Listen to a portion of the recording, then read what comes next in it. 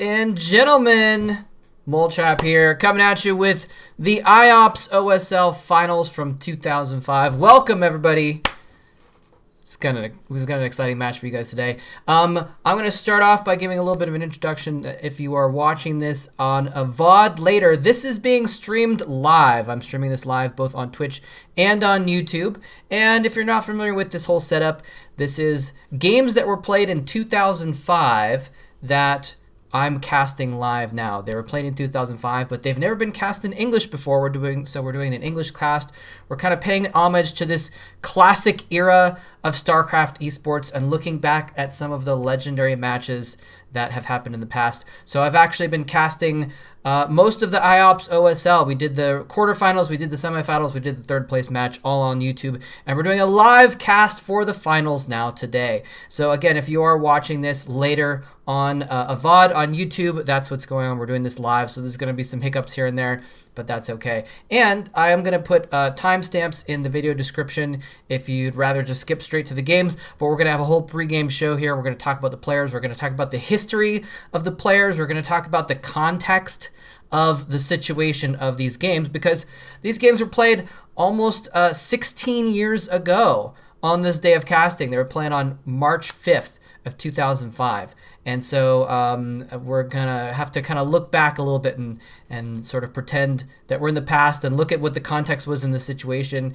And, you know, it's been really fun to watch these old games because of the fact that, you know, we get to see the old meta, the old builds, the old way of playing, because it's different than 2020, 2021. It's even different than the games that I you know, grew up. I mostly started watching Pro StarCraft in 2007, 8, 9 when I started casting, and even the meta then is different than it was in 2005. So it's kind of interesting to see that evolution of things. So hope you guys are looking forward to it as much as I am. We have an incredible match today. This is going to be absolutely amazing. We have NaDa versus Julyzerg.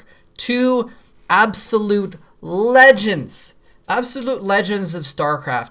And, you know, even in the 2010s and on, I think, into 2021, these guys are both still prominent figures in esports. I'm actually not sure what NaDa is up to right now, but he was a coach for a while. He had a couple other different ventures. He even started his own online retail thing called NaDa Mall to try and, you know, make use of his name recognition and what have you. But he stayed a lot in esports throughout his career, even after, you know, the point where he was competitive in StarCraft. Same with Julyzerg. Julyzerg actually, you know, stayed competitive for a long time, tried to compete a little bit in StarCraft 2, and is now a League of Legends coach. So it's funny, a lot of the old StarCraft players became League of Legends coaches because, you know, League of Legends took over, and well, that's a whole other story. Maybe I'll talk about that later. But anyway, I'm really looking forward to this match. I'm sorry my green screen is wigging out a little bit. I've been messing with the settings, and the settings just never seem to stay correct. So you got a little bit of, oops, this side.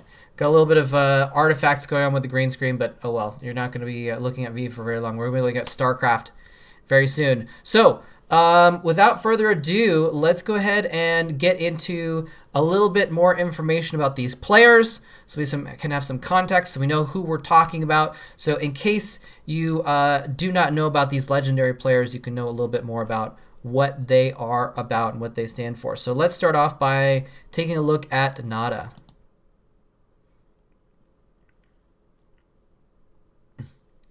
All right, here we go. We're going to be looking at NaDa. He is from the team Pantech X. His nickname is the Genius Terran. He has a few nicknames as well, often called the Tornado Terran. I think in later years, I believe Tastosis dubbed him the Renaissance Nerd because he was so capable at doing a number of different things. Able to compete in StarCraft 2 as well, although I never got super far in that. But he is definitely someone to respect. And even in 2005, you know, we're sitting here in 2021 looking back and looking at all the things he did. Even in 2005, he was already a ridiculously accomplished gamer. Let's go ahead and look at some of the things that he's accomplished. I couldn't even list, you know, when I did the Boxer versus UV final, I listed out all Boxer stuff and it was just a wall of text. So I just summarized a little bit here in NaDa's accomplishments. He has also gotten 20 titles 20 titles in the few years that he's been playing. I believe his first league was in 2001. He basically won everything in 2002. You know, he got six first places just in 2002, and it was pretty ridiculous that he was able to, accomplish that much. And I forgot I was going to have some music on the background. There we go. Turn that on. So, and then over the course of the years since 2002, 2003, he got a few golds as well. 2002, he was basically unstoppable. 2003 and 4, he was still a high level competitor, although he wasn't quite as unstoppable. And here we are in 2005, and he's kind of like hasn't had a title in a little while, and he's trying to show that he's still the top tier player. Recently in the Golf King MSL, he got second place, losing to Go Rush in the finals, and we'll talk about that a little bit more later as well. But got second place in the recent MSL, and that was the first time that he'd gotten a real high title in some months. And so here he is in the finals of the OSL just a few weeks later. I think it's about a month and a half after the Golf King MSL finals. And here he is trying to get another title to show that he is not washed up. He is still a high-level competitor and still is the top tier. But let's look at what he's been up to recently. Let's see how he's been faring of late. His total record versus Zerg is 67% win rate in his career. Now that includes his 2002 years where he was unstoppable. The last 6 months been a little bit lower, but still 63% versus Zerg players. And some of those games have been against the highest level Zergs as well. So he's been showing some excellent StarCraft in the months leading up to this match as well. And we've looked at his recent notable matches versus Zerg players. The MSL finals, he suffered a 2-4 loss. It was a best of 7 to Go Rush in the MSL finals. And that was after beating Go Rush 3-2 in his earlier stage. So a little bit of mixed results there. You know, a total of 5 and 6 basically in that MSL against Go Rush. But then in the semifinal in this OSL, more recently, he just beat Go Rush 3-2. So he overcame one of his nemesis. He's kind of had two nemesis recently. Uv and Go Rush have both been his nemesis lately. And he overcame Go Rush, got revenge for that final loss in the MSL just a week and a half beforehand, and was able to advance to the finals by defeating Go Rush. And he's also gotten 2-0 wins over Yellow in both the OSL and the KTF Premier League in recent months. So, like, it's not like his 63% win rate in the last 6 months is against a bunch of scrubs or anything like that. He's been playing the top Zergs, the absolute top Zergs. Go Rush, Julyzerg, and Yellow are the best Zergs around in 2005 and 2004, and NaDa has been going up head-to-head against them. He's been beating them, except for, we're going to see, he hasn't really played Julyzerg much recently, so we're going to see how he fares against Julyzerg in this situation. Speaking of which, let's go ahead and take a look at Julyzerg and find out a little bit more about him. All right, here we go. Julyzerg! And pay no attention to the fact that the picture is actually from 2008, from when he won the OSL in 2008. But that's the only picture I could find of him where he actually was like looking at the camera and kind of looking badass. It's really hard to find pictures of pro gamers that looking badass, even though they always have them in the introductions, staring at the camera and looking mean. It's hard to find those pictures separately for me to use. So anyway, Julyzerg. Kind of known recently as July. He's cut off the Julyzerg, I guess. People just call him July most of the time. He is the only July. So, and he has got this reputation of being able to win Star Leagues that he enters in July. This is played in March though, so he doesn't have that particular thing going for him. He's from the team Pirates of Space, and Team Pirates of Space. POS stands for Pirates of Space, not piece of something. His nickname is Tushin, the God of War, and he has earned that reputation very much so. Now, he is a player who is relatively new on the scene compared to NaDa. You know, this is 2005, so if you've been playing for 4 years, you're an old hat, right? Julyzerg is relatively new to the scene. Let's go ahead and look at what his accomplishments are, though. He doesn't have a list of, you know, a billion accomplishments, but they're all very strong recently. The worst showing that he's had was a 3rd place finish in the Newcomers League, which was back in 2003. Then he's either won Star Leagues or he hasn't. He hasn't won every Star League. You know, he was eliminated in the quarterfinals of the previous OSL. He was eliminated in a couple other MSLs as well. But the ones that he got to the finals for, the ones that he got high up in, he actually won them. There was an all-star game match in 2003. That was his first big win. And then in 2004, he won the ITV Ranking League, which is, again, not really, you know, the same as a normal Star League, but first place in the Gillette OSL. He was a Royal Roader, first time in an OSL, and he won it. He also got first place in the KTF Premier League, which is a big tournament as well. So Julyzerg looking really, really, really awesome in the recent years. This is 2005. Now, again, he did win the recent KTF Premier League, which was very recent to this. I think it was a couple months earlier or something like that. Didn't win the OSL, though. Didn't win the last OSL. Didn't get that far in it. Didn't win the previous MSL either, because that was Goraj versus NaDa in the finals there. But he's looking to get a 2nd OSL championship here. He's looking to, again, show that he was not a flash in the pan in 2003 and 4, that he has the staying power. And, of course, we know that, looking back, that he ended up having the staying power and winning Star Leagues up until 2008. But is this one of the ones that he's going to win? Is he going to be able to secure his legacy here in 2005 is the question. Let's go ahead and take a little bit more at his situation right now, his stats. His ZVT on par with NaDa's TVZ in career, 65% win rate. However, in the last 6 months, only about 50%. So he's been a little bit slow in the last 6 months on those. And you know, it's interesting to think about that because we saw him versus Good Friend. There was a couple games where he was a little bit sloppy, right? And I wonder if maybe something has slipped a little bit, because if we look at his notable matches, he was the one that beat Uv. Had a 25-game win streak in professional games versus Zerg. He seemed to be unstoppable versus Zerg players. He could not be stopped, and Julyzerg stopped him, beat him in the finals of that OSL a couple of seasons ago. But since then, he did beat Good Friend in the semifinal. Looked a little bit sloppy on a couple games, though. Lost to Uv a couple times in December. Of course, he did, you know, I think it was a 3-2 victory in those OSL finals before, but still.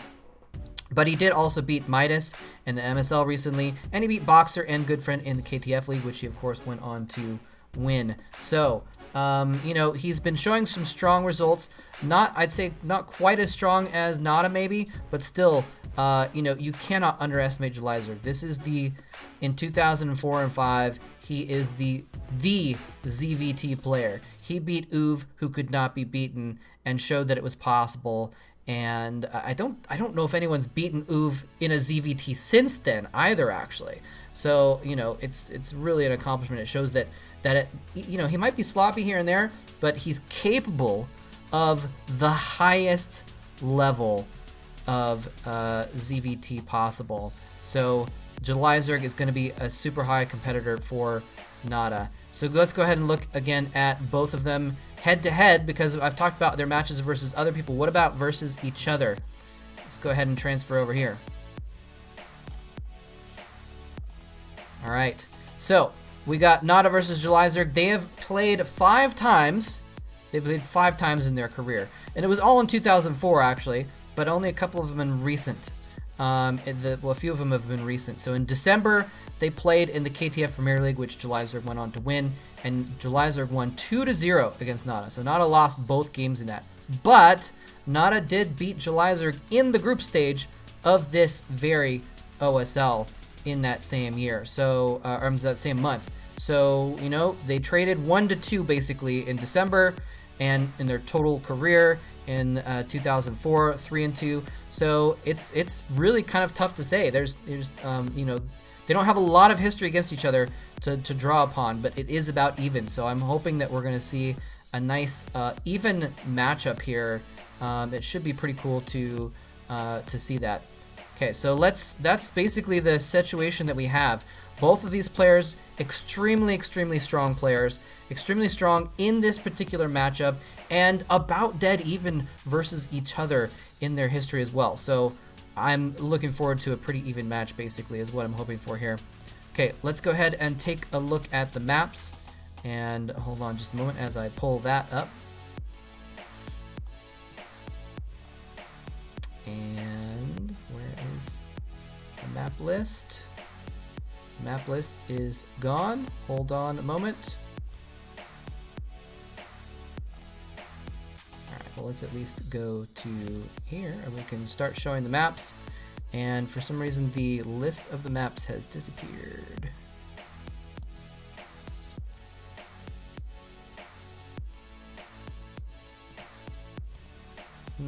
Hold on just a second. Sorry, guys.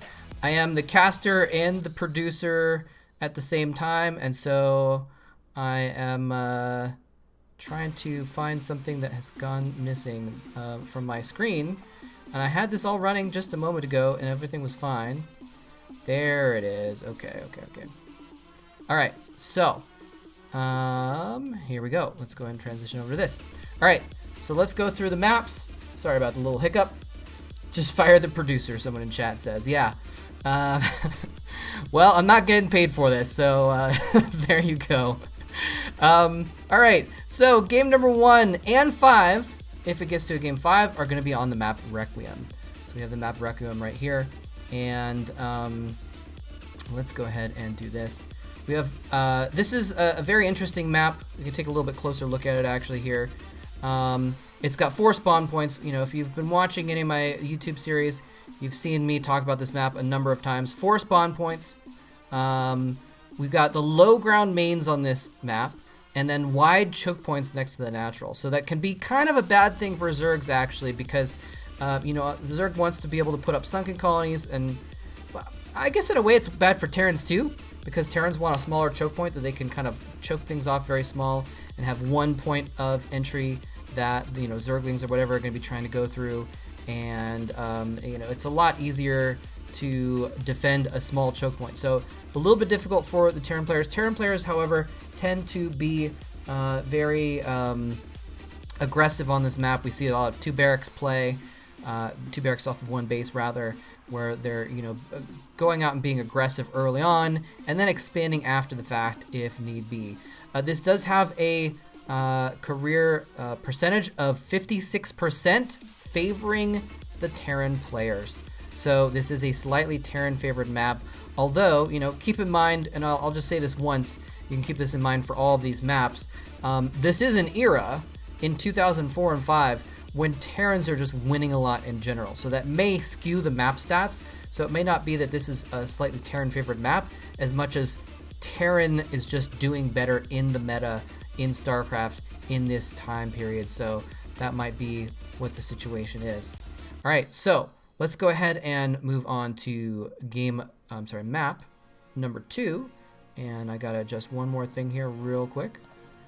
And we're gonna do that. And all right, just got to change this. There we go. All right, so map number 2 is gonna be Alchemist.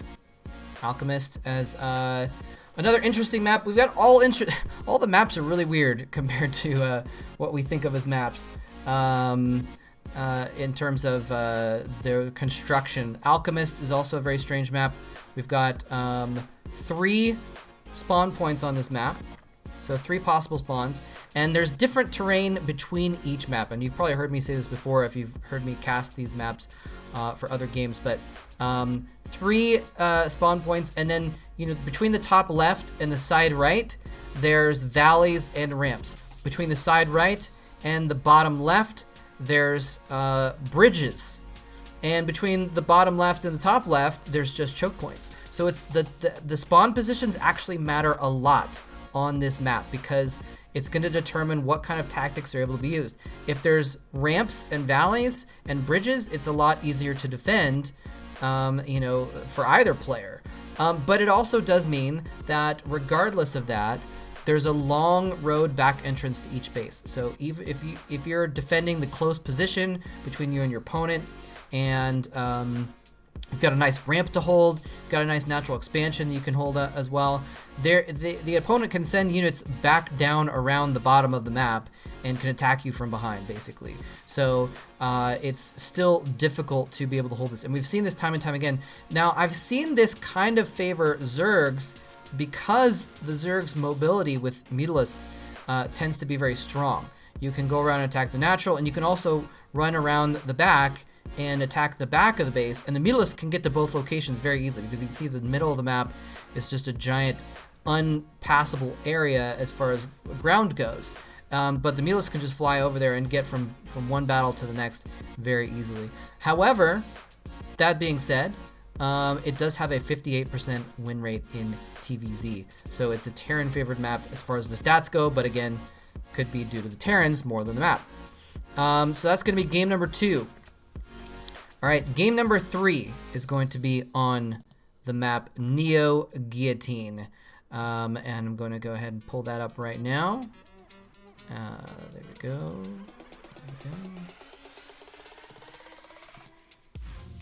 All right, Neo Guillotine, another very interesting map. This is something that's we've seen some crazy stuff on this map. We've seen some base trade situations on this map. A lot of crazy stuff, because this is a map that has, again, 4 spawn points, but it's a very weird construction. You have your main base, and then you have a natural expansion that's kind of way out and around the corner. It's not really connected to your main base in the way that you think of natural expansions usually are. So it's kind of a strange thing. And then you have this choke point that is kind of in the middle, towards the middle of the map, that technically defends both of the bases. But the bases, then you have your main base, your natural, and your choke point are all kind of far apart. So it's a little bit hard to defend. We've seen Zerg struggle with this actually on this map because of the fact that their choke point is away from their natural. You can't just build in your natural and then build your defenses there. You actually need a 3rd hatchery at the choke point in order to build defenses. And we've actually seen NaDa abuse that a little bit by delaying that hatchery to delay the defenses and then going for an early push and doing damage and that kind of thing. So it's an interesting situation. But, the spawn points again are going to matter. If you spawn cross positions on this map, it's a very far distance to travel across this map if you're diagonally from your opponent. So again, slightly Terran favored. TVZ 53% on the map Guillotine. So it's a little bit of something to worry about there. All right, the last map of the series, not the last. Well, I mean, the first map, Requiem, will be played twice potentially, but the last of the 4 maps that we might see is going to be Dream of Ballet, and that is going to be this map right here. Dream of Ballet, another very interesting map. You have the 4 spawn points, right? And they're all on these little islands, and on the island, there's a natural expansion, but the gas and the minerals of your expansion on your island are different places. So you can't just put down 1 hatchery or 1 command center and get both of them. However, you can distance mine with, I think, 5 or 6 workers, and you can actually still reach, you can put your command center at the minerals, and you can mine 6 workers on the gas, and you can still get it. But there is a second gas available. It's very important for the Zergs to be able to do that. Sometimes you see the Zergs players go for that gas first, actually, instead of the minerals, because of the fact that the gas can be so important for the air units that are necessary on this map. You need dropships, you need air units, and you see a lot of interesting situations in TVZ where you have, the Terran is trying to float their buildings down to the low ground in order to be able to have a presence on the map and try and pressure the Zerg. But then they're vulnerable on their main island, and when the Zerg comes in with air units there, it's harder to defend. As a result, sometimes we see Terrans go mech on this map, actually. And it's interesting to see the different dynamics of it. But one thing that's interesting to note is if the Zerg can take control of this map early, if the Zerg can get early control of the game, there is a double gas expansion in the middle of the map. And if the Zerg has enough control to take that middle expansion early, they have 4 gases off of 3 bases, essentially. All right, 4 gases. And once they get that 4th gas, they can just start pumping out all the tech units. They get Guardians, they get Ultralists, they can drop them all over the place. There's lurkers everywhere. It's ridiculous. So this can snowball even though this is a Terran favored map, again, 58% win rate for Terran. If the Zerg gets a little bit of a strategic advantage, it can snowball out of control for the Zerg player. So something to keep in mind there as well. All right, so that is the maps that we're going to be looking at today. And yeah, like I said, the first game is going to be on Requiem, second game on Alchemist, third game on Neo Guillotine. This is a 5-game series. It's a best of 5, I should say. And so, you know, whatever happens, it's going to be settled in those 5 games. If it does get to a 5th game, Requiem will be the one played twice. And it's always interesting that they have that situation where the first game is also the last game, because then you can actually, in the last game, you can kind of draw information from the first game in order to find out more information about what's going to happen, what your opponent's strategy is, and that kind of thing. So, all right, well, that's pretty much it. We've got this situation set up. Like I said, these are 2 of the highest level competitors. They're both champions. They're both multi-time champions. They've both won championships or gotten to 2nd place in NaDa's case very recently. They're at the top of their game. I am excited. I hope you are too, to see this matchup, ladies and gentlemen. All right, I think without further ado, we are going to get into game number 1 of the IOPS OSL finals between NaDa and Julyzerg.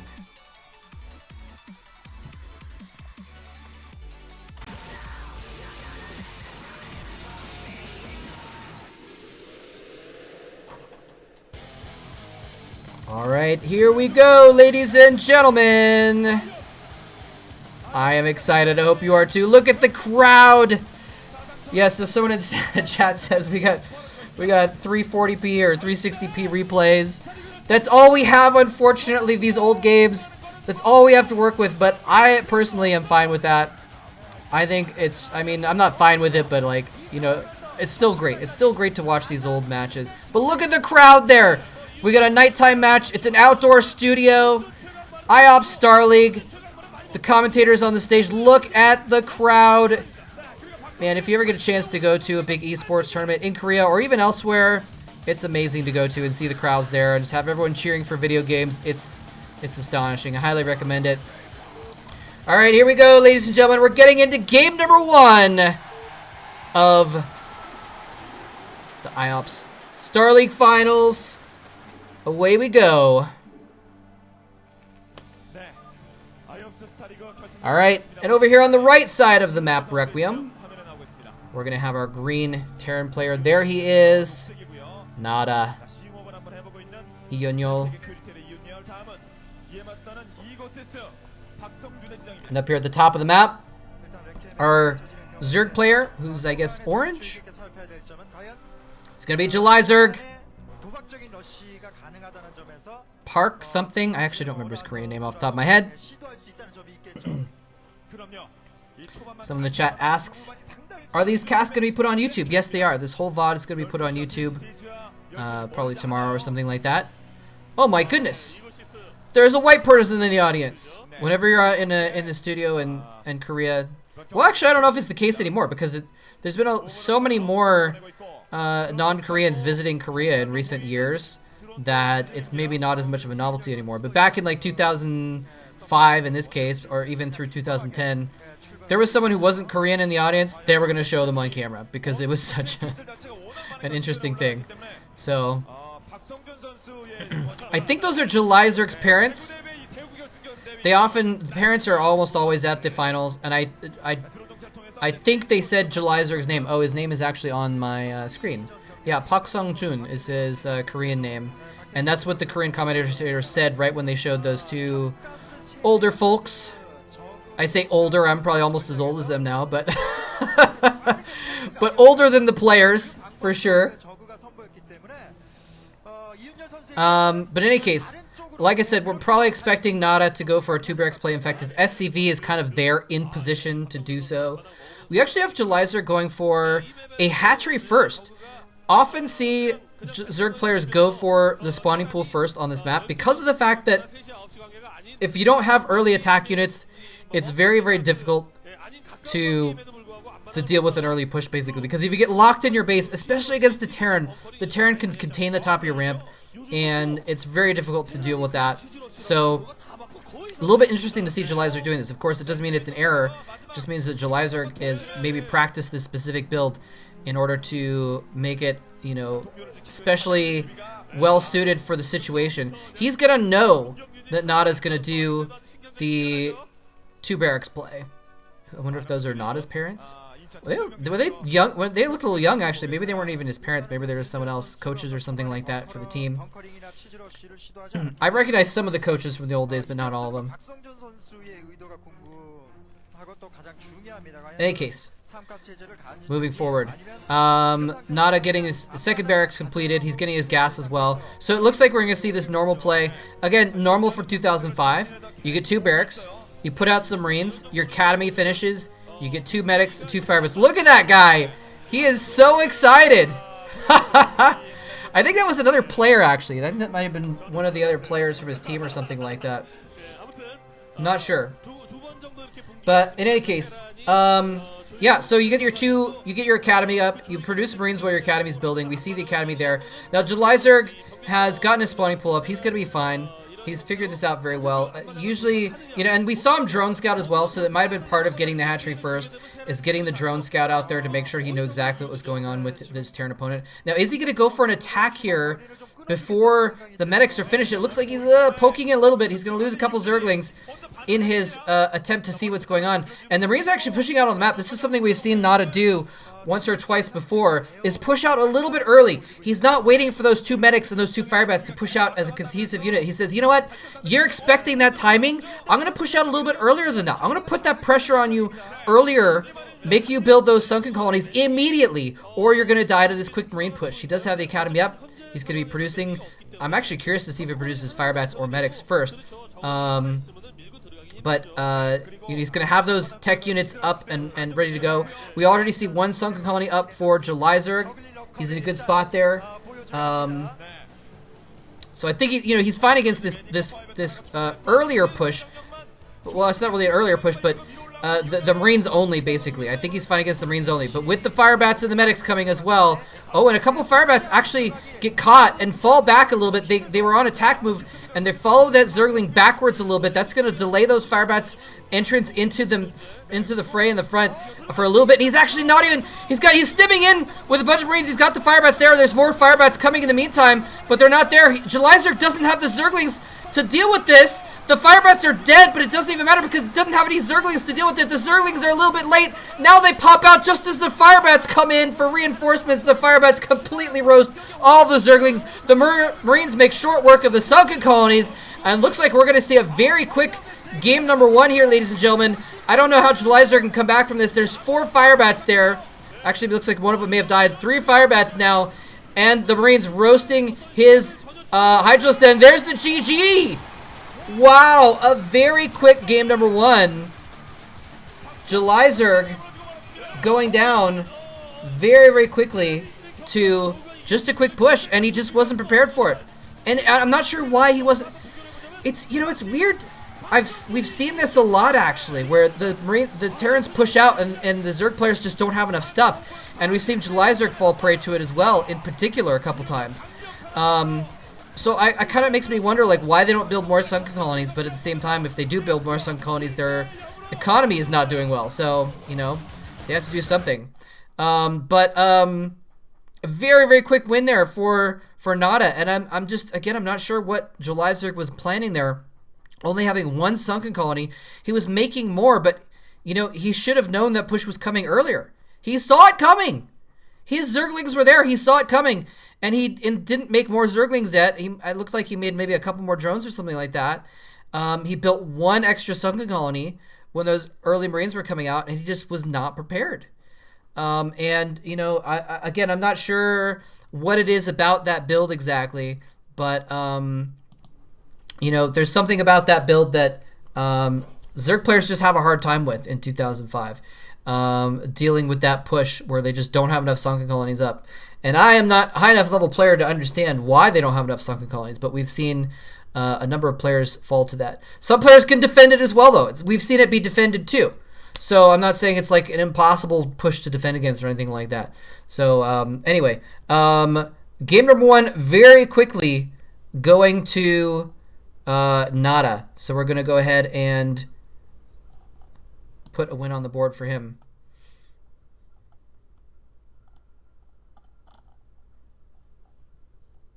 Oop, hold on a second. If I can get... oh, my OBS is being kind of dumb. All right. And I've got... here we go. Sorry, bear with me a little bit. And there's the win button. All right, so we can put on the win on the board for NaDa. So, quick win for NaDa. Game number 2 is going to be on Alchemist. And you know what? That was pretty quick. Now, again, you know, in these situations, you know, neither of these players is new to the stage, right? Both of them have been on final stages before. Both of them have won on final stages before. So I don't think nerves or anything or have anything to do with it. But momentum, even amongst the top players, even amongst experienced players, momentum is crucial. And so losing that first game is kind of like losing the first 1.5 games in a way, right? Because it's a situation that you know, you kind of get a little bit concerned about what's going to be happening next. You feel bad. It gets into your head a little bit sometimes. I don't know if it's going to affect Julyzerg necessarily, but it's something to consider. So game number 1 goes to NaDa, a very quick win with a very quick push. You know, I hope we're not going to see Julyzerg fall to something like that again, because it's you know, he's got to be on the lookout for it in the future. All right, let's go ahead and get straight into game number 2, ladies and gentlemen. Let's go ahead and check out game number 2 on Alchemist. All right, here we go. We're starting into game number 2. Got this old school intro.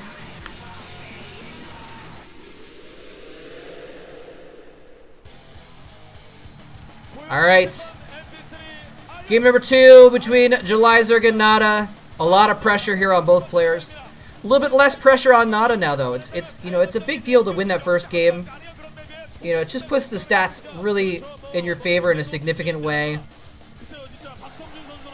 That makes it gives you some comfort, some room to work with. It doesn't mean, you know, you can relax though. It doesn't mean you can relax at all. You still have to keep going forward. Still have to be pushing. You know, we saw you know, a couple series recently that we've casted. It was a 2-0 deficit, and someone came back and won 3 games in a row, or someone looked like they were on the ropes, 2-1 maybe, and they were able to come back and win the series regardless. So having a 1-0 lead does not necessarily mean NaDa can back down by any means. All right, here we go. Game number 2 beginning of the OSL finals.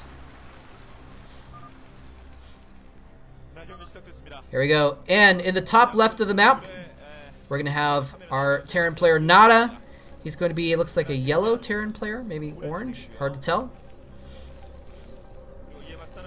There he is. And on the right side of the map, we're going to have our blue Zerg player, Julyzerg, the God of War. All right, now I talk about this every time, but it is very notable. The spawn positions mean different terrain. So this is a very interesting spawn position. We have basically, you know, if you start at top left, where NaDa is, and you go to the right, there's going to be a ramp down to a valley, a ramp up to an island, a ramp down to a valley with an expansion, and then a ramp up into Julyzerg's main. So we've got multiple ramps to hold. Now, if a Zerg player can get lurkers out and put them on those ramps, it's going to be extremely easy to defend.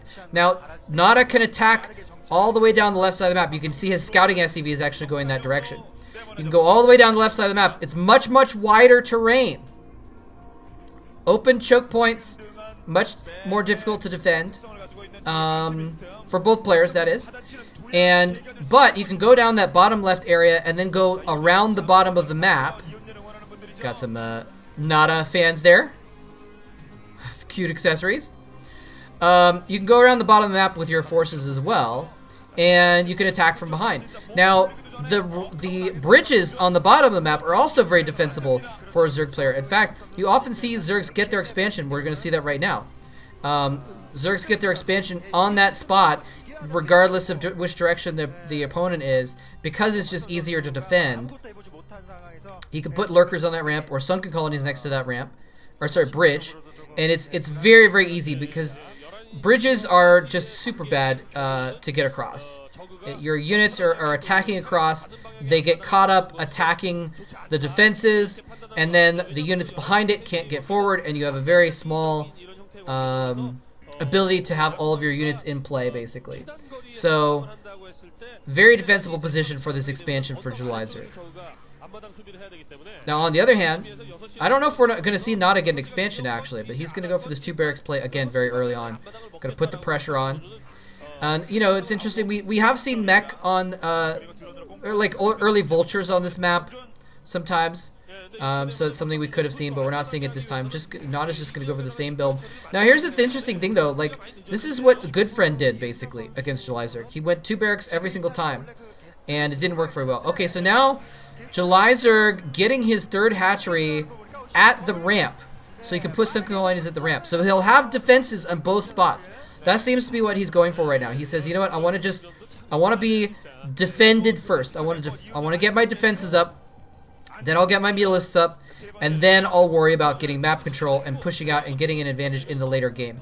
That's what his plan is right now, is to get secure first, basically, and not worry about being aggressive. He just wants to get that security, get things going. He's getting some Zerglings out, in fact, just to make sure that he can go after this the SCV, but also to get around the map. It looks like he's actually going to send his first Zerglings. You know, you got to, when it's a long distance to go around, you have to invest. You know, in StarCraft, StarCraft is a game where you have to be thinking 3 steps ahead of your opponent, and not actually stealing the gas in the main, actually, which is interesting because Julyzerg has an expansion he can get gas at if need be, so it's not like he's really delaying the gas that much, but at the very least it's a scouting maneuver as well. Yeah, so the second gas being taken for Julyzerg. But yeah, StarCraft, you have to think several steps ahead of your opponent, and here we go. The hatchery pops. The colony needs to go down quickly. He needs to get that colony down. I'm sure it's morphing right now, but he needs to get that sunken up before these Marines arrive. Does he have the Zerglings to fend this off long enough? The colony is half complete. The Marines are falling back. Okay, so this was a feint a little bit by NaDa. He's pushing and saying, look, you need to make sunken colonies or you're going to die. And he did make the sunken, but that means he's also not going to die. It's a little bit close. I don't know. You know, the thing is like NaDa didn't want to risk it, because if he had like some kind of a map hack or something like that, he could see the amount of Zerglings. He could maybe make the decision about going in, but if he goes in on that one sunken colony, and it's just the sunken colony, he can kill the sunken colony, he can do a lot of damage. But if he goes in on that sunken colony, and it's that sunken colony and 12 Zerglings, he loses all of his Marines. The counterattack is devastating. He gets locked in his base, and he loses the long game if he survives. So it's kind of like a good idea to push out with those Marines, but it's a bad idea to push all the way and actually attack with those Marines. So very smartly done by NaDa to pull back. He already did the damage by forcing Zerglings, by forcing a sunken colony. He already did some damage to Julyzerg's economy, essentially. So pulling back, building an expansion of his own is a smart move. I'm a little bit interested to see that he is building this expansion, though, and playing a little bit defensive now. He's got his Marines kind of going back and forth between his main and his natural. He's got this other group on the other side. He has to split his forces. Both players have to split their forces. But Julyzerg has run some Zerglings around the bottom of the map, and that's kind of what I was going to try and get at earlier, is you need to send out your attack force, the flanking attack force, you know, 2 minutes ahead of time before they're going to flank, because it's such a long distance around the bottom of the map. But you have to send those units, because you have to be thinking about 2 minutes ahead of time, you know, several steps ahead of your opponent. What are you going to be doing? Spire going down now for Julyzerg. He's also got a second gas, so he's going to be able to produce a lot of mutalisks. He was able to kill off that partial refinery pretty quickly. NaDa moving out with a little bit of a squad here. He's positioned. He's kind of being a little bit taunting, moving back and forth with his group on the sort of the plateau between him and Julyzerg, but not committing either way. But also he's got this other squad defending at the bottom, so the flank doesn't work. These Zerglings are going to maybe do some damage. Is he actually going to get any SCVs? The SCV's not really responding very well, but he's got one Zergling attacking each SCV instead of all 3 Zerglings attacking one SCV. So the SCVs actually survive. The Marines fall back. They deal with the situation rather well. So no damage done to NaDa's economy, essentially. And Julyzerg just lost several Zerglings, both in the bottom and in NaDa's main. So a little bit of a inconvenient loss there for Julyzerg. His Spire's about to finish, though. He's got a nicely defended position on both sides of the map. So Julyzerg is... Now is his time that he's going to be able to try and make something happen. Now is his time he's going to be able to try and push out and do some damage. He's going to have those Mutalisks out. He doesn't really have to worry about a big attack right now from the Terran player because of the strong defense. Actually, does he... He doesn't have any sunken colonies, actually. He doesn't have any sunken colonies in the south. So, you know, if he saw the Marines move out, he could build them. So it's still not that dangerous of a situation. Because having the high ground and the ramp to defend his third base, I guess, in the top there, the one we're seeing right now. This is not really a base, but his third position, third hatchery, is really, really strong. So he doesn't have to worry about that too much. So he can be pretty aggressive now. And we're going to see Julyzerg, who is, you know, all of these old school Zerg players, they are often super aggressive. Julyzerg is a very aggressive Zerg player. He tends to, when he gets ahead, some players will use that as an excuse to make another expansion and that kind of thing. Julyzerg, no. He's the type to make more units and go for the throat. And here he is going in on the south. And again, NaDa's units are split, but Julyzerg's are not. His Mutalisks and his Zerglings are all in the same place. He's able to get some decent damage done. He kills off the turret, and he's actually fallen back. Why did he fall back with the Mutalisks? He could have taken out that turret and taken out a couple of SCVs. I guess there's more turrets there on the bottom of that base than I saw. And so that might have been why he fall back. He didn't want to take too much damage on those Mutalisks. Because, you know, the Mutalisks are also... They're also a threat on the map. So they're useful for attacking. But just the fact that they can attack, a threat on the map means that they... you know, NaDa has to be defensive. He has to build more turrets, etc. So he wants to make sure he keeps them healthy as well. And Julyzerg has actually built a fourth hatchery, a third base, in the southern position. Now this is really interesting because it's in a spot that is not one of those well-defended spots. Now the choice was between that and the northern base, which was even worse actually. So this is actually a good spot. And actually NaDa is coming in for an attack with a small squad. Julyzerg is in position to defend it. He's building the sunken colonies. The sunken colonies are a little bit late, but the Zerglings and the Mutalisks being there are enough to spook him back away from those sunkens. And whoa, NaDa is actually moving out with a huge force. He sees that the weak point, the chink in the armor, is down at the southern position. The weak point in the wall is at this spot in the south, and he's moving his entire army to push that position. Is Julyzerg going to be able to have enough to deal with it? He's rallying all of his forces down that direction, and this, you know, the strength of the northern ramp position is making it so that he can do this. And actually, Julyzerg going in and attacking the forward group before the second group gets there to reinforce. This is huge. Julyzerg doing major damage to NaDa's army, basically. He's going in for a surround. The Zerglings are doing massive damage as well. He's going to annihilate every single Marine and all of the medics. Julyzerg has taken the army, which was divided in half, and killed each half separately, handily, losing almost nothing. He lost some Zerglings, maybe 1 or 2 Mutalisks, but losing very little, and absolutely annihilating NaDa's army. Just completely obliterating it. NaDa is now in dire straits. He's got 2 bases, but he's going to be able to produce a lot of units, but he is stuck in his base right now. He has to play defense because he is hurting so badly, having just lost like 3 dozen units and barely killing anything. Julyzerg coming in with some Zerglings, harassing SCVs in the main as well. Looks like he's not going to get any damage done. Kills the Marine. Might have gotten an SCV that I didn't see, but yeah, things looking really bad for NaDa right now. Now, he's not out of it yet. He can still try and come back in this game, but this is, you know, the situation where we were talking about where Julyzerg, not as much on this map, but in general, you know, I was talking about on Dream of Ballet, it's really snowbally map, but Zerg players can snowball in general.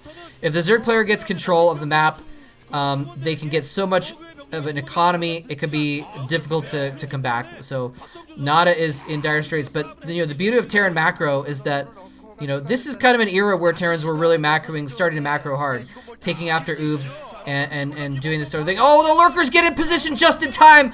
He's going to try and stim past them. He scans and stims to try and kill those Lurkers, and the Lurkers are actually now forced to fall back. They're like, we're built to kill Marines, but this is a little bit too much. Is he going to burrow at the bottom of that ramp? It looks like he's going to fall all the way back to the Sunken Colony defense line. Now, Julyzerg was making another base, I thought, at like the 7 o'clock position. I'm not sure where that is now, though, actually. But it looks like he's been forced to cancel that because this secondary push from NaDa, you know, even though he lost so many units, NaDa is still able to... Oh, no. Are the Lurkers stuck? Can they not get back past his wall? Julyzerg wants to counter attack on the north, but his Lurkers are blocked by his own Sunken Colonies, and this is delaying his push by at least 30 seconds. This is actually a really big deal. NaDa's forces are on the south of the map. The bulk of his forces are on the south of his map, so this is a good time to strike. But look at the defenses NaDa has set up. He's got turrets, he's got 2 bunkers, he's got really good defenses. Now NaDa threatening to push down here at the bottom of the map. If he can push in there and break this, it will be huge. He'll be able to take a big advantage. But there's so many Lurkers in the Sunken Colonies as well. There's even Lurkers behind the Sunkens, and everything gets slaughtered. NaDa losing another squad. Julyzerg going for the counterattack at the north as well, pushing in with Lurkers and Lings and the Mulas. But there's a huge army of Marines coming in from the side. The turrets are able to get complete detection. Science vessels overhead just in case as well. The turrets, the bunkers, none of it falls. Nothing dies. Nothing dies. NaDa holds. Oh my goodness, NaDa actually holds without losing very much. You know, Julyzerg had a huge advantage from annihilating all of NaDa's armies, but, you know, he's now made back that much as well. He killed a bunch of Mulas. He killed a couple dozen Zerglings. He killed 3 or 4 Lurkers, maybe 5. The amount that NaDa lost earlier has now been counteracted. Julyzerg has lost just as much stuff because those were expensive tech units that he lost. Those were not just Marines. Those were the tech units. He lost a bunch of Zerglings as well, of course, but that was a huge deal. NaDa now transferring SCVs to a 3rd base, by the way, which I think he's made at the 9 o'clock position. So Julyzerg now in a difficult position here, and he's found the extra base. Okay, the extra base that he made was actually at the top right, and it's going to get cleaned up very quickly. I don't think Julyzerg can defend that. He's just going to let it go. There's nothing he can do. He just lost so many units that he doesn't have the defenses to actually deal with that. Now, high ground on a ramp with Lurkers and Sunkens, he can defend, so this isn't going to end him. But it's enough that he can't save that base. But he actually sends in some forces to die after losing the base. But Julyzerg, you know what? He's had three gas for a while. He's trying to get a 4th gas. We're seeing the Hive Tech come out. Ultralists are on the map now.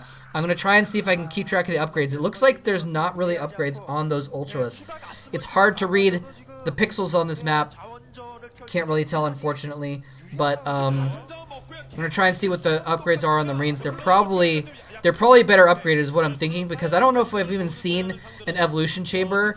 The Ultralists, of course, have their own. Oh, look at this. NaDa is like building a bunker at the southern position just to make sure that Julyzerg can't take that base.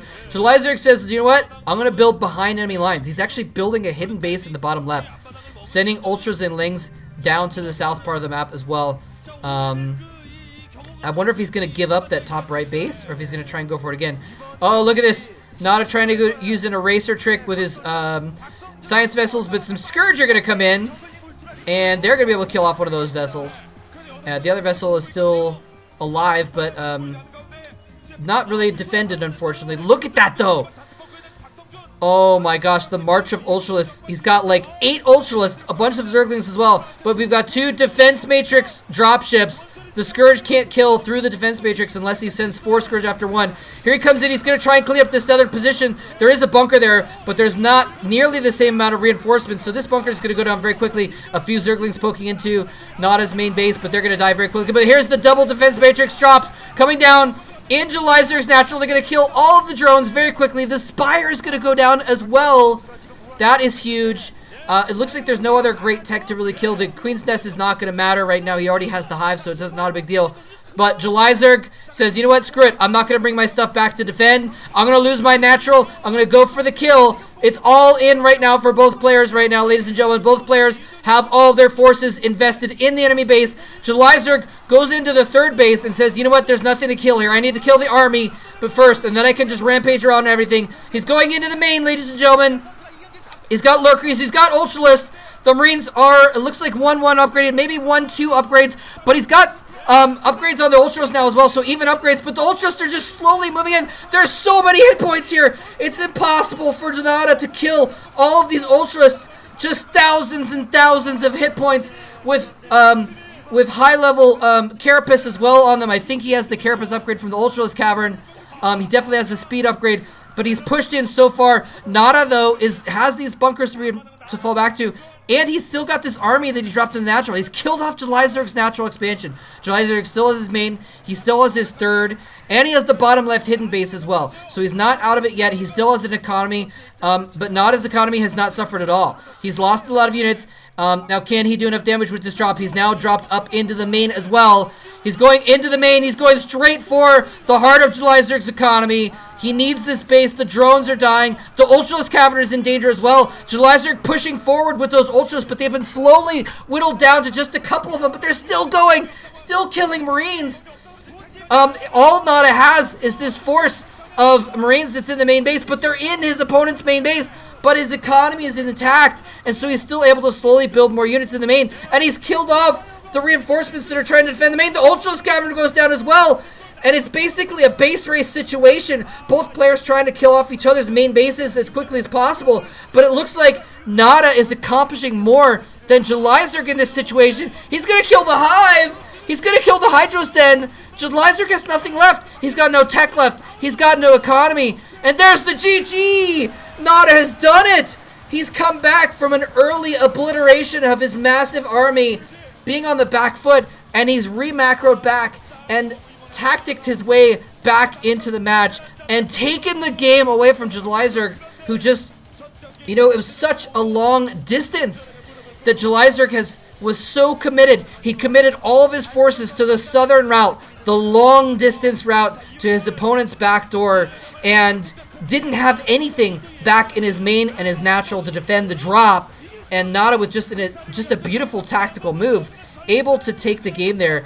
And if that drop basically won him the game. If he didn't have that drop ship there, those dropships off, killing Julyzerg's expansion and his main base, Julyzerg wins that 100% in my opinion. Maybe 90%.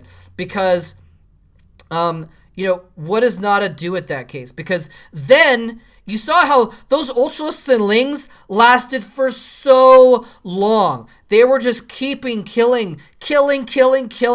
The units popped out of the barracks and they died. The units popped out of the barracks and they died over and over again. Their Ultras were so strong that he couldn't get through them. Imagine if there was reinforcements because Julyzerg had the economy to send another wave of Ultras, to send another wave of Lurkerling to follow up.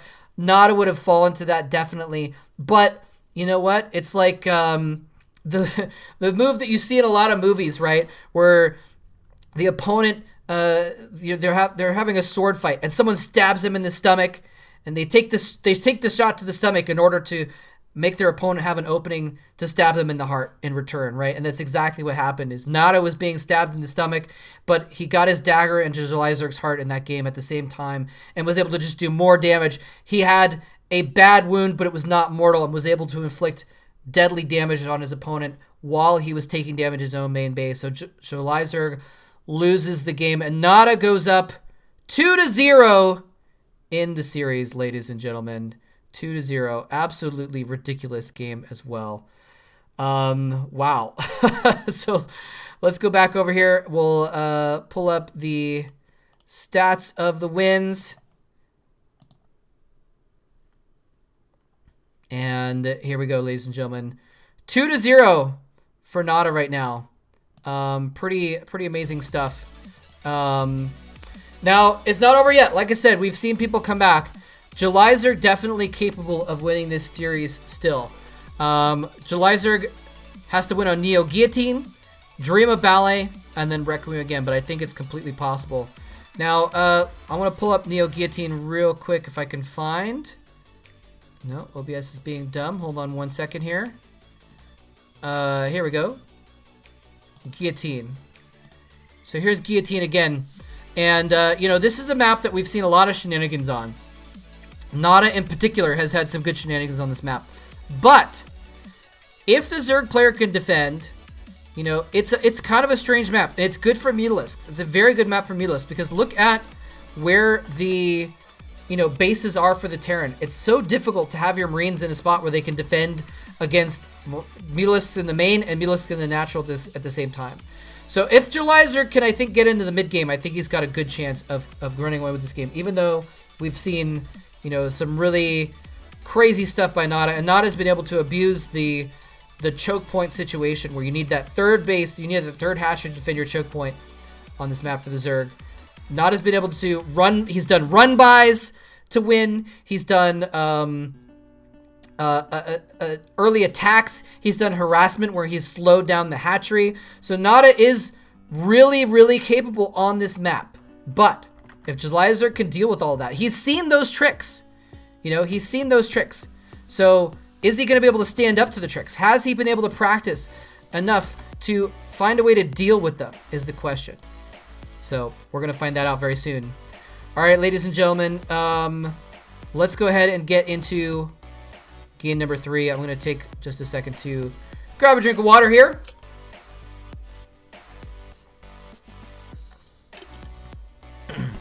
All right, game number 3, ladies and gentlemen, on Neo Guillotine. It's going to be very interesting to see. Let's find out what happens. Can NaDa take a 3-0 victory? I mean, both of these games have been very quick games as well. So, you know, we're like 20 minutes of gameplay in, and NaDa is already up 2-0. Can he take a quick 3-0?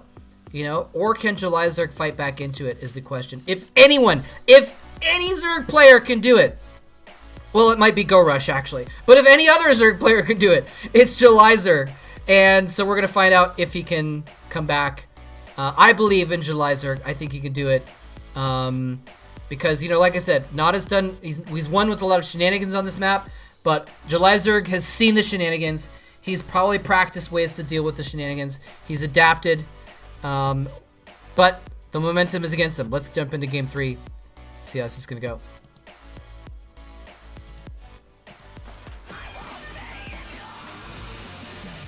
All right, here we go, game number 3.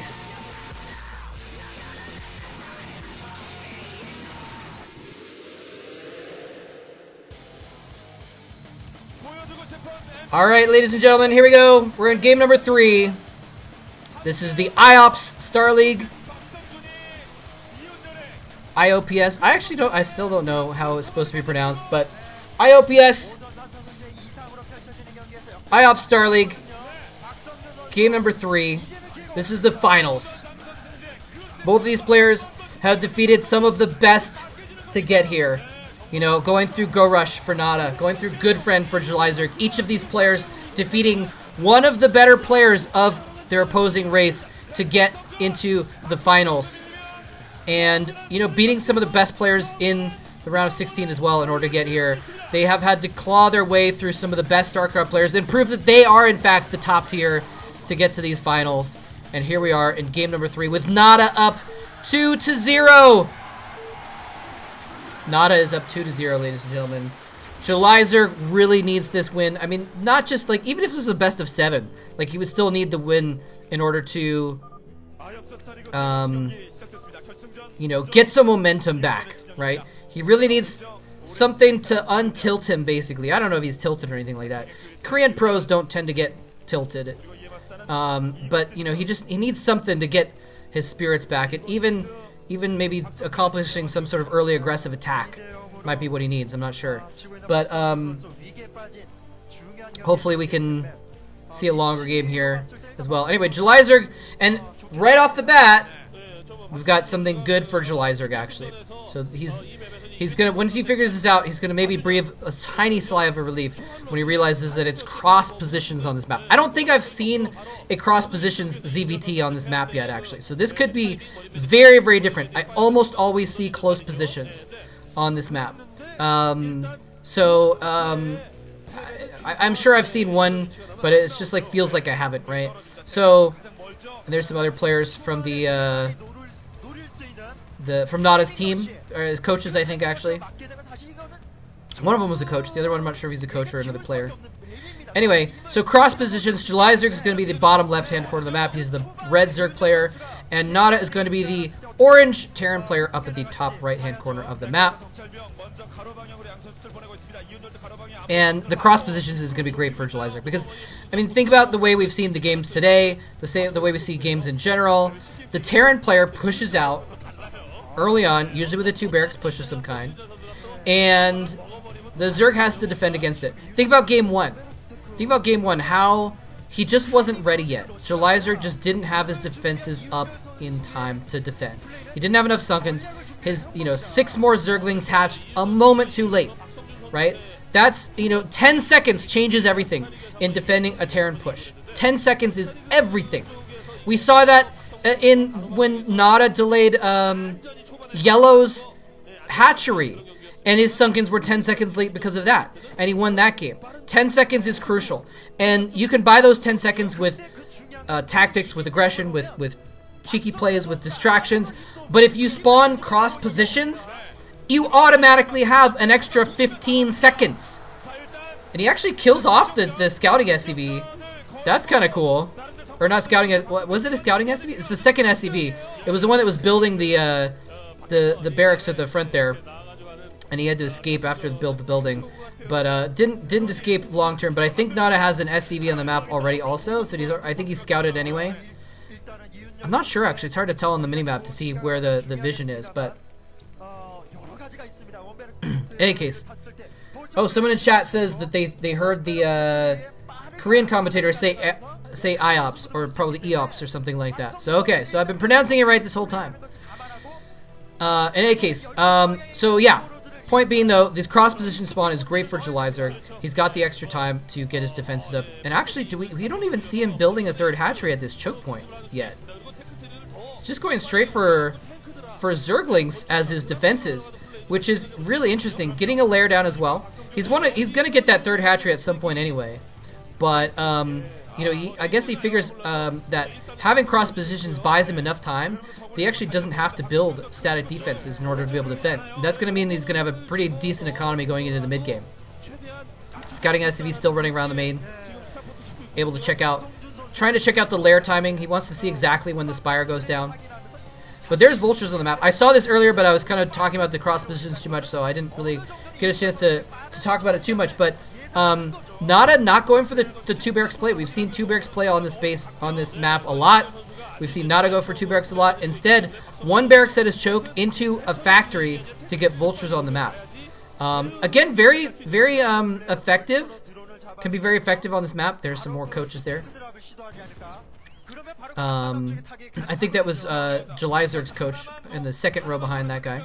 I don't know who the guy in front was. Oh, he catches the vulture! Oh, it's so hard to kill vultures with Zerglings, but he almost does. Is he going to be able to track it down? Zergling. Oh, no, his Zerglings coming from the north. Didn't quite get there in time. Now, is he going to be smart and run some Zerglings through the mineral line? Yes, he is. He's going to try and trap that vulture. And he's actually not playing this as perfectly as he could with multiple groups going to different locations to really corner that vulture. He's just kind of right-clicked on the vulture with a bunch of Zerglings. There, he finally does polish it off. But not a ton of damage done, actually. But it's just 1 vulture. NaDa's gotten a starport, by the way, in the meantime. And it's probably just completing. Is he going to go for Wraiths? NaDa is crazy. We might see him go for Wraiths.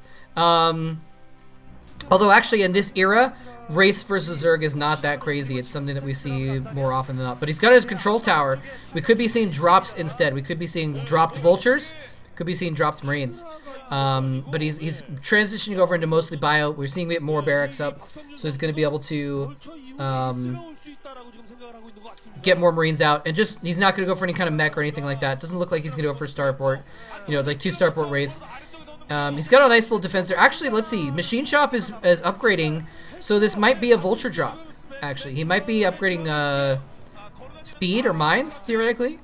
Mines can be effective in some situations because if your opponent has slow overlords, which Zerg very rarely upgrades speed on their overlords early on. Oh, it's the tanks! The tank drop on the high ground! Oh, I forgot about that. I forgot the fact that there's these ridges. We saw I think Goodfriend do this to a Protoss player. I think this is how he beat Reach or something like that. And I forgot completely about this option when I saw the possible dropship play. He's dropping tanks on the high ground, and Julyzerg can't really do a lot about it. Now, his Spire is going to complete at some point. He's going to be able to clean those up. But in the meantime, these tanks are completely shelling the expansion. He's actually killed off... he didn't get any drones. The drones have run away, but he's forced them to run away. So that is a lot of lost mining. Julyzerg looking to do a possible counterattack. He's got a significant number of Zerglings over here, but the wall is too strong. I don't think he can actually accomplish it. The hatchery goes down! The hatchery goes down! Oh no! This is huge. This is terrible for Julyzerg. He's got Hydralisks. The Spire is not yet complete though. You know, attacking Hydralisks against the high ground tanks would be suicide. He would just lose the Hydralisks. You have a nearly 50% miss chance aiming uphill. So it just wouldn't accomplish anything. He had a chance there to kill that dropship with the Hydras. Didn't really have the best opportunity to do so though. And now he's moved the tanks over to another spot. He's now shelling from the ridge outside of the choke point for the main base of Julyzerg. This is just really slowing Julyzerg down a lot. This is really, really bad. He's actually gonna, he's done some damage there. He's kind of, you know, prodded that choke point, and now he's gonna try and push to someplace else. But the Melists are finally out. They're gonna be able to kill off the dropship. He's gonna be able to drop out the tanks, and they might get some kills actually here. No. A single shot is going to come off. Sometimes if you get two tanks to shell a group of drones, you can kill several with the splash damage very quickly, but not quite able to keep them up long enough to do so. Alright, we got Zerglings pushing in here into the main though. The door's been opened up, but it's just Zerglings, so they're not really going to accomplish much. I'm not sure exactly what the point of that attack was. I guess he was hoping that NaDa would just be caught with no defenses, but you know, you're not going to catch NaDa with no defenses basically. In any case, rebuilding the hatchery of the expansion, but Julyzerg's economy is really in bad shape right now. He was not able to mine it. He's not been able to mine at that expansion at all. I thought maybe he would try and get another expansion somewhere else to hide it or something like that, but the threat of the tanks and the vultures was too much. And he hasn't really been able to get that. He wasn't able to mine that second gas, so his Melist count is actually pretty low also. He has gotten a hatchery up in that choke point, so he's going to be able to try and build some defenses there, but and critically, he actually kept his Hydralisk Den as well, actually. So he's going to be able to get the Lurker tech. He's going to be able to theoretically defend if he can get some Lurkers at that choke point with sunken colonies. He's going to be okay against the push, which is coming very soon. You know, Terran players, they build up a bunch of stuff, they push out. He's got a couple tanks, he's got a good group of medic marines. He's probably going to get a vessel out. He's waiting for an upgrade at the academy, actually. Maybe did he not get stim yet? That's kind of interesting because he's been getting all these tanks and stuff, so he actually hasn't been spending his gas on the research for the Marines. But yeah, it looks like he doesn't have stim yet. Okay, their stim is finished now. But in any case, we're gonna probably see him push out very quickly. He might get a couple fire bats or something like that, and then he's gonna push out with another timing attack against Julyzerg. Can Julyzerg defend that? Is the question. Can he have the Lurkers out to defend this next push, which is coming at some point? And like I said, I think he's waiting for a vessel as well. We saw, you know, he had to get the science facility up. We saw the starport producing something. There's the vessel. There we go. The vessel comes out. The unsiege happens. He might be waiting for an upgrade on the engineering bay as well, actually. But he's pushing out across the map. Julyzerg coming in here, doing some free damage onto the science facility, but NaDa doesn't care. He's going for this push. He's got the vessel. He's got the tanks. He's got the Marines. He doesn't have the fire bats, but he's got the research as well. Oh, he's actually forced to float the... He actually didn't... He's really intent on this push, but that means there's probably no radiant. Julyzerg's counterattack could do some devastating damage, though. He comes in with a lot of Zerglings, a ton of Zerglings, and some Melists as well overhead. He's able to get into a position where the turrets can't attack him. He's forced to lift the barracks. There are no units being produced by NaDa right now. We are seeing another base trade scenario, ladies and gentlemen. The tanks come in early. The tanks go in early. And, oh, I thought he was going to lose the tanks to those Zerglings, but the Marines are barely able to save the tanks. If he lost those tanks, this push would have been over. But instead, the push is still on. The Marines, actually the reinforcement Marines and the tanks have cleaned up the main because the Melists had to fall back to deal with this push. Julyzerg not going all in on the base trade, instead bringing his Melists back across the map to try and defend this. The sunken colonies are buying time in order for Julyzerg to get more units. The sunken colonies, you know, they can't attack the tanks. Anyway, so they're basically just fodder. They're keeping things slowed down. NaDa is forced to siege up and unsiege, etc., in order to push in slowly. And all during that time, Julyzerg is just using this to buy time to try and get as many units out as possible. He's got 5 lurkers. I don't know if it's enough, but if he has enough units to go with it, if he has the Marines, I'm sorry, if he has his Zerglings and Mules to go with those lurkers, it could be enough. He's got to have more lurkers coming in from the south, though. If he can reinforce, it's possible. But there's going to come a point where there's going to be a breaking point where either Julyzerg is going to basically have to push out. He's going to have to deal with this push. And there's too many tanks, and here it is. This is all or nothing for Julyzerg. He needs to defend against this. He needs to call off these tanks. He's going into lurkers, doing serious damage. He needs to push into lurkers. The lurkers getting into position, but they're not close enough to kill the Marines. The Marines can fall back. If he can kill those tanks, though, he might actually be able to hold this off long enough to get Marine reinforcements. The Marines go in to stem in to kill off the lurkers, though. There's no more forces. There's no more Zerglings to defend the lurkers, and the Marines are pushing in slowly and steadily. He's in the choke point right now. NaDa is playing this very carefully. He's playing this very well. He's stimming in to attack the lurkers when they're vulnerable. He's falling back when they're sinking, when they're burrowing in a good position. He's producing more lurkers, producing another hatchery in his expansion. But critically, NaDa is now in between. He's broken the choke point that defends both the natural and the main. He's going after the natural expansion now. Julyzerg is trying to build defenses at both locations. He's going to try and pincher this army, but there's a dropship out. We know what dropships can do. That dropship is the same dagger that NaDa used to stab into Julyzerg's heart in game number 2. Can he stab into the heart of Julyzerg's base in a third game and win the series and win the championship, ladies and gentlemen? He's on the verge of it. Julyzerg is balanced on a knife's edge right now, and if he falls, he will be sliced in half by that knife. And his forces, though, are also in danger. There's the drop going into the main base. Julyzerg now forced to try and abandon his pincher move in order to defend this. His spire's going down. The Zerglings are coming in. The spire dies. There's no more mutalisks, and there's no mutalisks to deal with this. He's going in to try and... No, the Zerglings go in and just die against the Marines. He doesn't bring in the lurkers as well. And this is crucial because going into that back side of his main base... Oh, what are the drones doing? Where are you going, drones? There's Marines there. Okay, well, they just sneak by anyway, I guess. It's fine.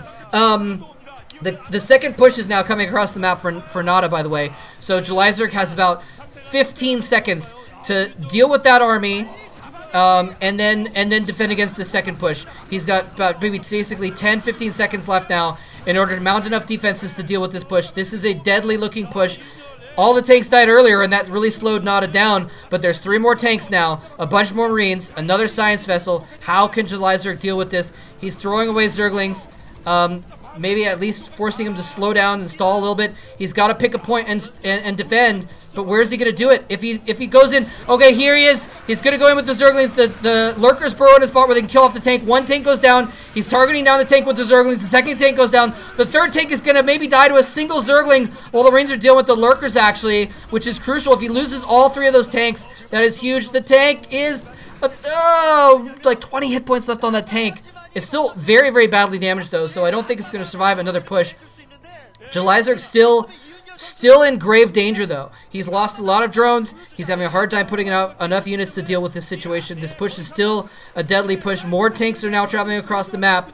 You know, they come in waves for Terrans. You don't want to rally everything at once because then if Julyzerg had Zerglings on the map, they could catch them one out, you know, catch out the single Marines traveling across the map. So we see these caravans moving across the map. His Defense Maester is the Marine, which could be preemptive to send that Marine in first to soak up damage. Julyzerg pushing out. Somehow, Julyzerg has created a huge army of lurkers or lings, but the lings go out ahead of the lurkers, and they're going to die to the Marines. Unfortunately, a huge pool of blood that's mostly Zergling blood. It's kind of an interesting, maybe even a philosophical thing to notice that the Marines and the Zerglings have the same color blood. But moving on from that right now to get back to the strategy of the game, Julyzerg has pushed out and taken control of his choke point. And crucially, this is the thing. Look at this. Look at those units. He's sneaking them out onto the map. They're going out into the open area of the map, which means he has a potential counterattack and he has a potential pincher. When NaDa moves into the choke point, Julyzerg can attack from 2 directions. That is how you defeat a push like this. You go from both sides. You trap the Marines so they don't have the room to maneuver. Julyzerg is not going to go for the pincher, though. I don't think this is the best idea, but he's going for the counterattack instead. Does NaDa have the reinforced units to deal with this? He doesn't have his choke blocked off. The lurkers walk right into the main choke point and burrow down. He's going to be able to burrow more lurkers directly onto the supply line. A huge attack, killing almost all the SCVs going into the expansion base. But NaDa says, you know what? I can deal with it. Every single time you've gone for a base trade, I've dealt with your counterattack, and you have not been able to deal with mine. NaDa pushing into the main base. Once again, going for the heart while he's been stabbed in the stomach. Going in, he's going to start killing off all the tech buildings. If the spawning pool goes down, Julyzerg won't be able to produce anything to deal with this. And he's actually, oh no, he's abandoned the counterattack to run his units all the way across the map. And that is a sign of desperation, ladies and gentlemen. The hive is going to go down, and Julyzerg is in such grave danger. I think people are clapping because they realize now that I think this is the end for Julyzerg. He only has one base mining. He doesn't have any tech anymore. He can't produce units. He can't even produce Zerglings right now. He's just desperately trying to fall back and defend his one expansion for some reason. But this is, I think, curtains. I don't think there's any way he can get back out of this. He still has some units out on the map.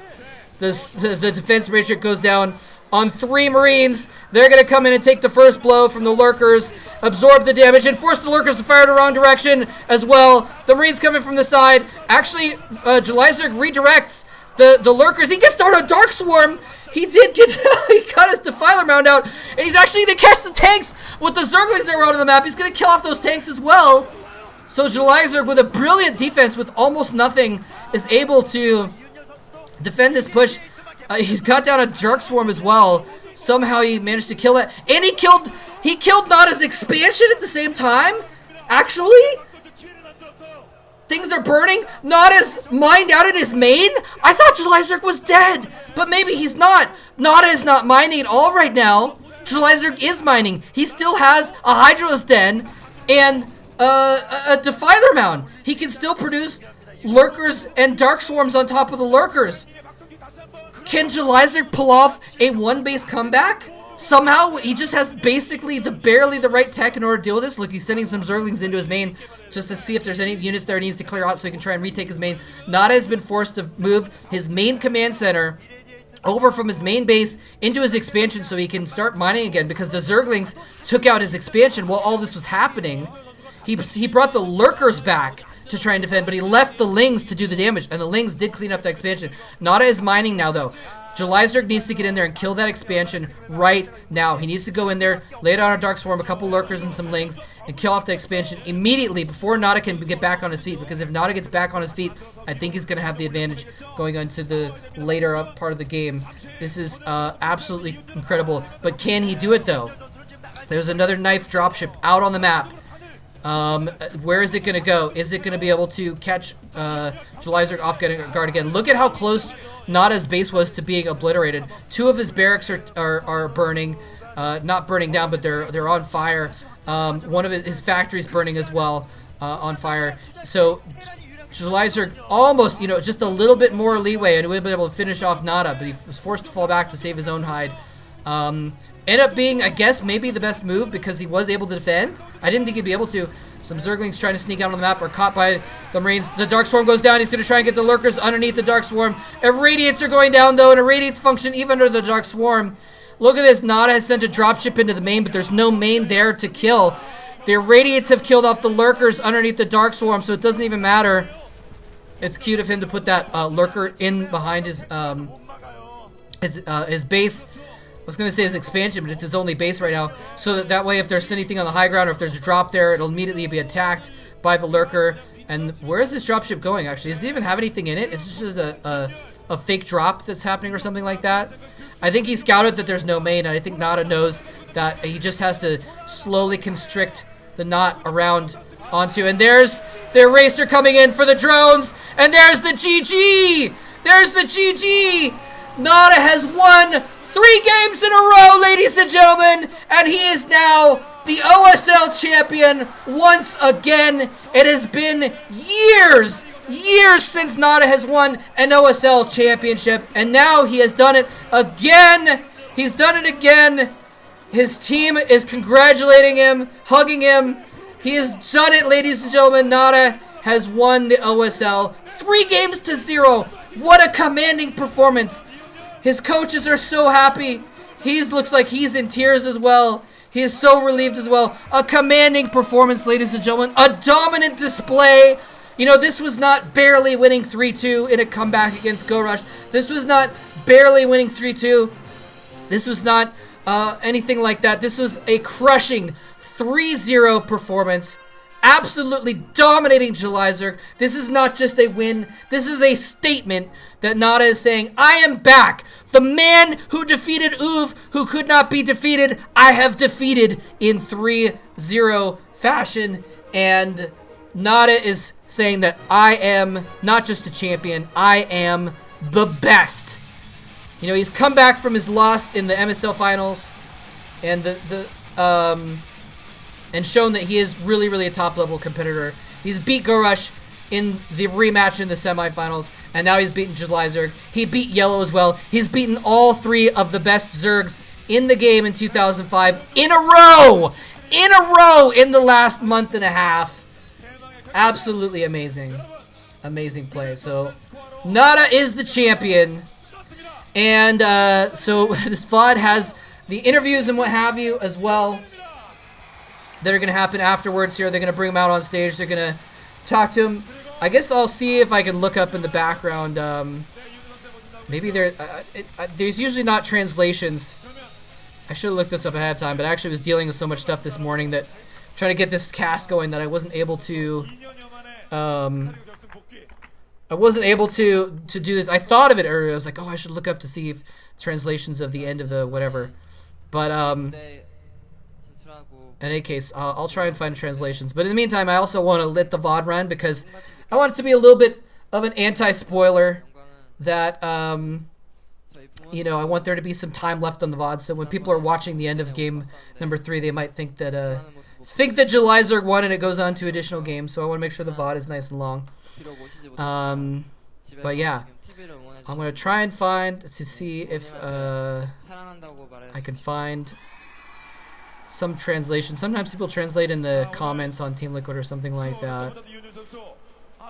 But I'm looking back, it's funny, in 2005 people couldn't even find the VODs because this was a time when it was so hard to get a hold of StarCraft games. People actually uploaded like really like actual like, you know, WMVs to servers and stuff like that to download the VODs. Pre-YouTube, ladies and gentlemen. These are the old days. That's why it's such a treat to have these VODs now and be able to look back at these. Alright, let's see.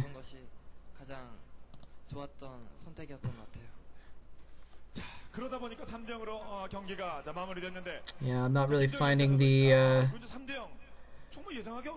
I don't know if there was a thread about this.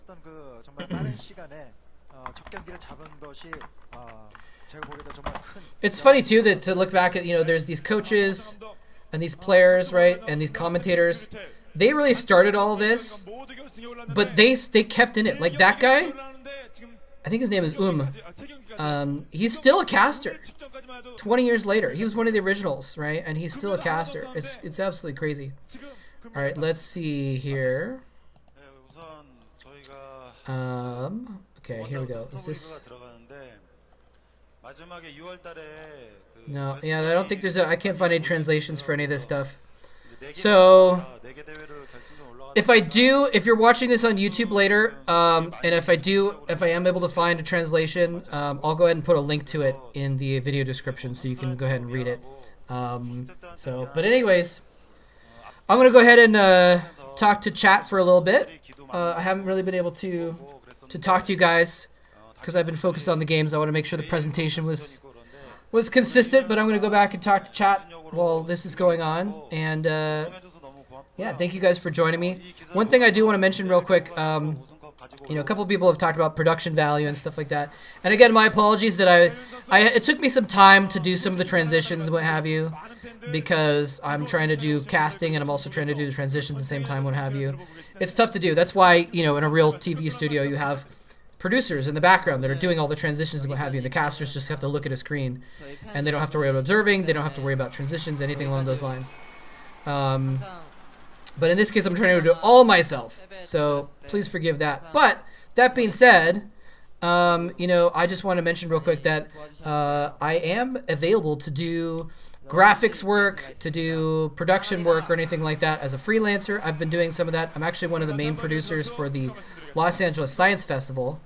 So I'm doing that as a freelance gig. But you know what? If you have an event for your work or a meeting or anything like that, and you want me to do some production work for you, just look me up and let me know. So little self-plug there. All right. I've been missing. I didn't want to have the alerts playing in the middle of the games, so I haven't been looking at the alerts. But let me go ahead and turn the alerts on right now. And we can go back through and we can replay the alerts. All right, so thank you very much to the Optimator. Brood War! And he's probably cheering that that was at the beginning of the broadcast. Sorry again, a little bit of a delay on these alerts. But thank you very much, Optimator, for the bits. Kung Pistank, thank you very much as well for the bits. And Kung Pistank just a few minutes ago, as well, giving another 100 bits, saying that was quick. I don't know why it's not. I don't know why it's not showing your name. I apologize for that. Let me replay this one. It showed the Optimator, right? No, it's not showing anyone's name. That was quick. That's weird. Why isn't it showing everyone's name? Anyway, I appreciate it, but yeah, that was kind of quick. Okay, now it's going crazy and playing that a game. Okay. Okay, yeah. So the Optimator, it showed the name. I don't know why it's not showing Kung Pistank. Well, anyway, Kung Pistank, thank you very much once again. A very generous supporter of the channel and myself. I really appreciate that. Let me see. Were there any other alerts that happened on Ko-Fi? Just want to double check. Looks like no. If you guys don't know, I can't get subscriptions on Twitch because my account is broken and they won't fix it. But if you want to support me as a subscriber, you can always go to Ko-Fi. It's kind of like Patreon, but it's a more indie version, and they don't take nearly as many fees or anything like that. So I like it a little bit better. So you can always sign up as a monthly supporter on there if you want to subscribe to me, but not required. I'm still gonna keep putting out StarCraft. I've never been in this for money, obviously. I'm still gonna be doing StarCraft, and it's really been cool to be back doing StarCraft in the last. It's been almost a year actually. I started back again at the beginning of the pandemic in late March. It was the first time I did a cast again. So it's been almost a year that I've been casting StarCraft again. Now what they're doing is they're probably bringing up, usually they bring up like the CEO or the VP or something like that of the sponsor company. So that guy is probably from IOPS. He's probably going to come up and present the check or something like that. Is usually what the case. I don't know, but he wasn't one of the coaches that went up and congratulated NaDa. He's wearing a suit. That's my guess about what's going on here. Yeah, I saw a lot of people saying that they used to watch a long time ago. Who was it that said it's like you're back in 9th grade, or something like that? How'd this cast go on for 2 hours? Feels more like 30 minutes. Yeah, it has been. It's been an hour and a half. I had a decent length pregame show, so that's part of it. It's so awkward that they make the winner and the loser stand on stage together, and there's no like desk or anything like that. They're just standing up there, kind of awkwardly. It's really kind of interesting. And here they're bringing up probably some other CEO to present another check or something like that. Anyway, let's see. Go back. I'm gonna go back, check on chat here. And by the way, I might be responding to things that you don't see because we've got this playing on YouTube and Twitch at the same time.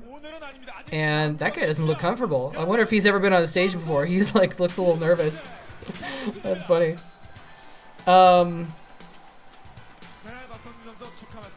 Let's see. Just going back. Oh yeah, but yeah. So there's YouTube and Twitch chat, both at the same time. I've got it both pulled up at the same time. So.